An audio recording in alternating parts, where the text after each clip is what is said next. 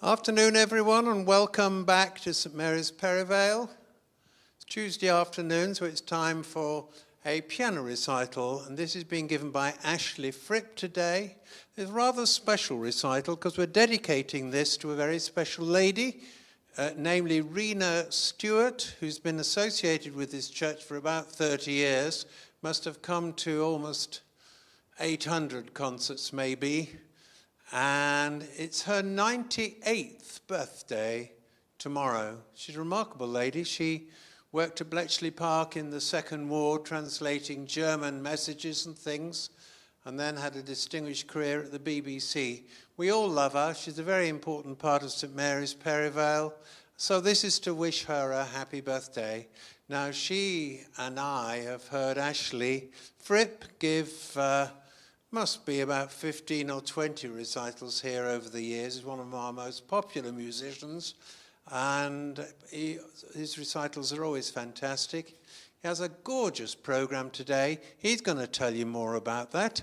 So it gives me great pleasure to get off the stage and welcome one of our resident musicians, as it were, Ashley Fripp. Thank you very much.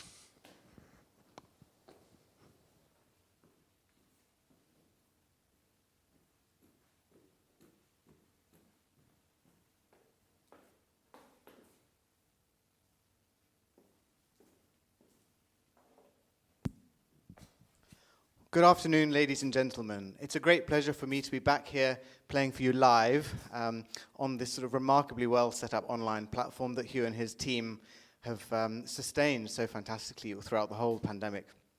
I would also like to extend my best wishes to Rena for her 98th birthday tomorrow. I've got a particularly lovely program, I suppose, retrospectively inspired by Valentine's Day. I've got a lot of transcriptions from opera, which of course tend to be centered around themes of love and death. And I'm going to be beginning with a very beautiful transcription from the famous ballet section from Gluck's opera Orfeo and Eurydice.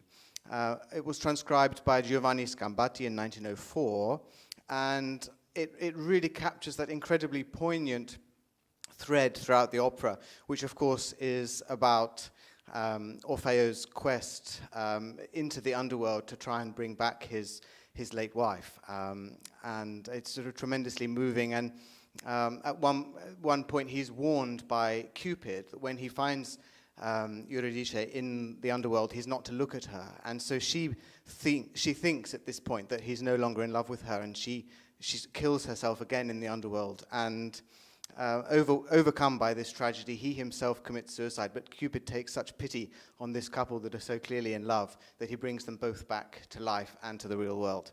And it's a beautiful, beautiful, sensitive transcription, so I hope that you'll enjoy it.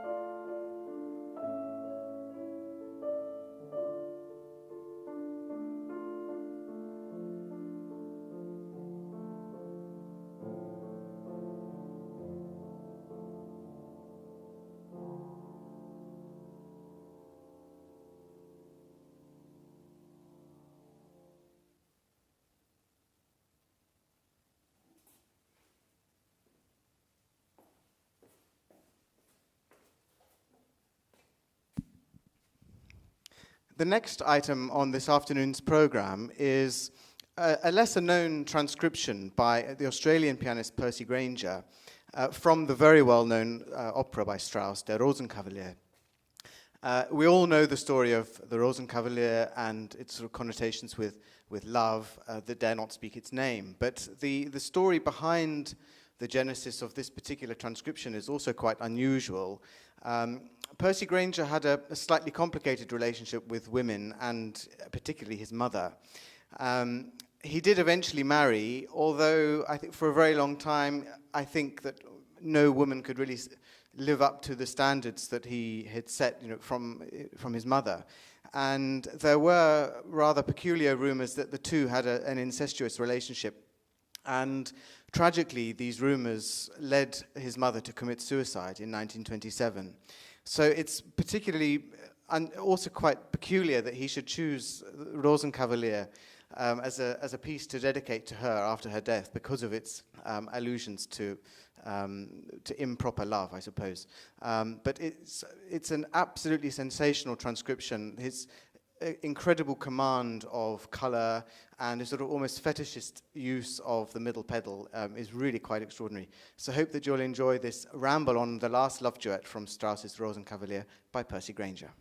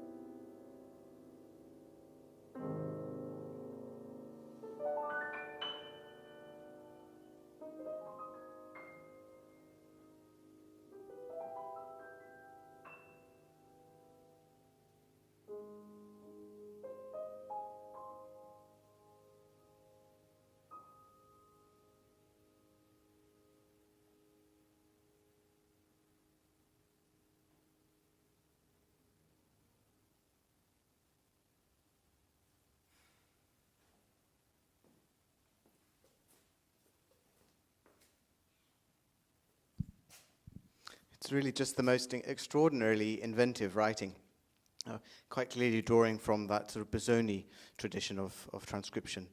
The next item is probably a bit of a favorite among many of you. I'm going to play the Liebestod transcription by Liszt from Wagner's Tristan and Isolde.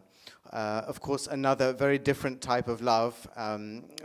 Isolde and Tristan fall madly in love after a poison is swapped around for a love potion. And they fall madly in love, and when Tristan dies, she sort of her love consumes her, and the final closing scene from the opera is, of course, her death, this transcendence, because her love overwhelms her so much. Liszt has a bit of a reputation, I suppose, as being this sort of warhorse virtuoso composer, but he was an incredibly sensitive transcriber, as we're going to hear actually not only from this, but the next two pieces that I'll talk about in due course. First of all, the Liebestod by Liszt.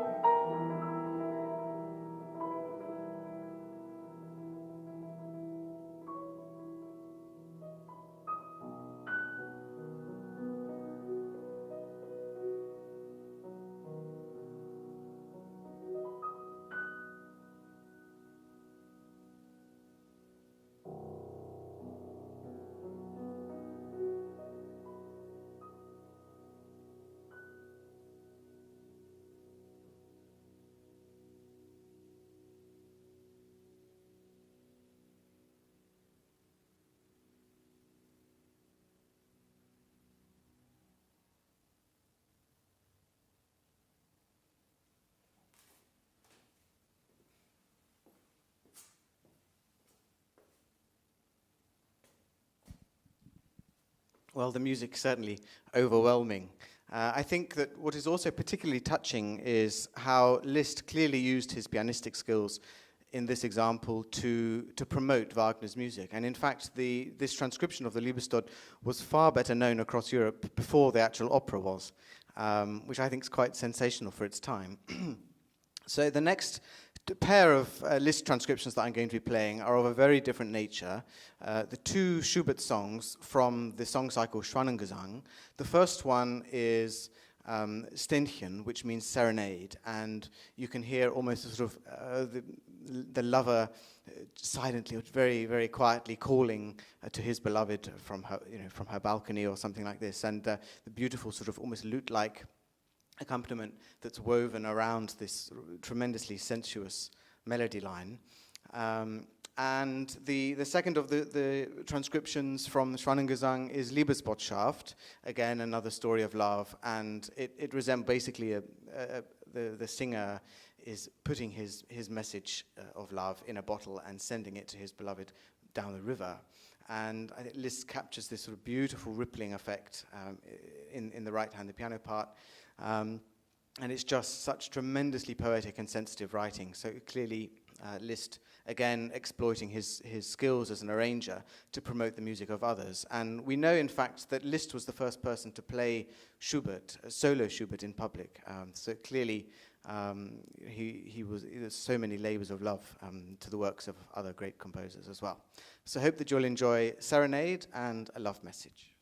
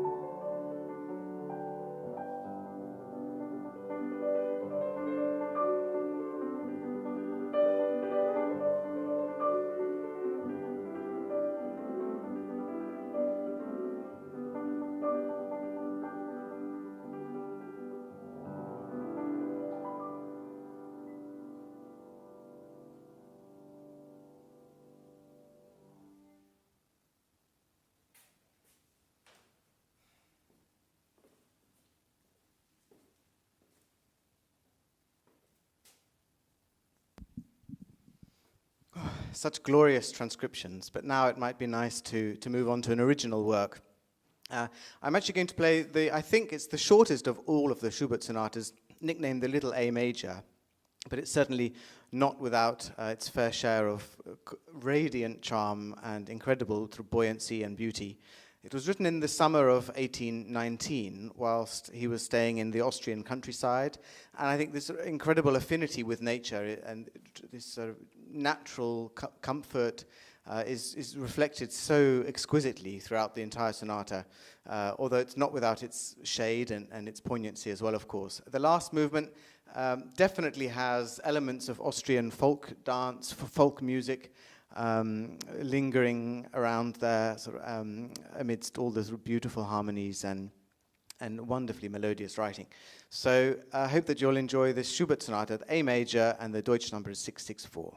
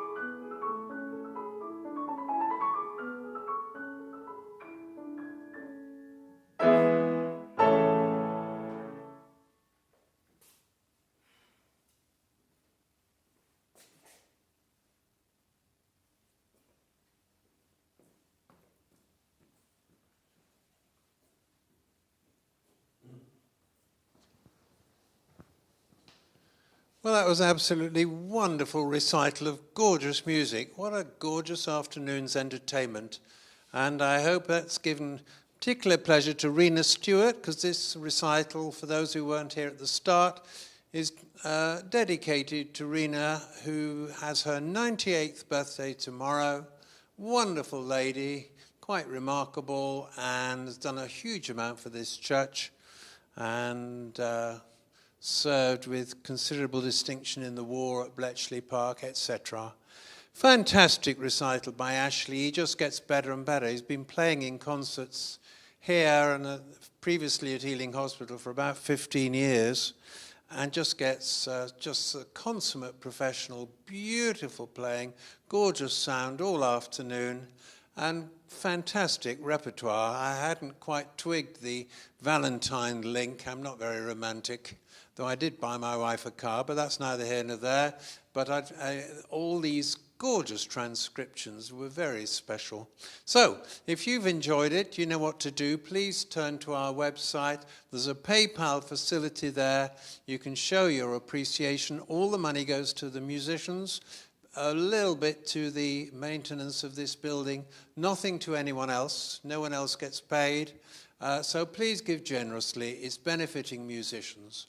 And if you're interested in piano playing specifically, there's an interesting lecture on Sunday afternoon by Murray McLachlan, who's a big name in the piano world, runs the piano department at Chetham's school in Manchester, and has a fine track record in producing wonderful pianists there. And he's going to talk about all about young pianists and their struggles and all the rest of it. So tune in. That's on Sunday. On Thursday, we have a fantastic piano trio, the Paddington Trio, playing trios by Beethoven and Brahms, the C major, Opus 87. Been a great afternoon. Hope you've enjoyed it too. Please tune in again. Tell your friends, and good afternoon.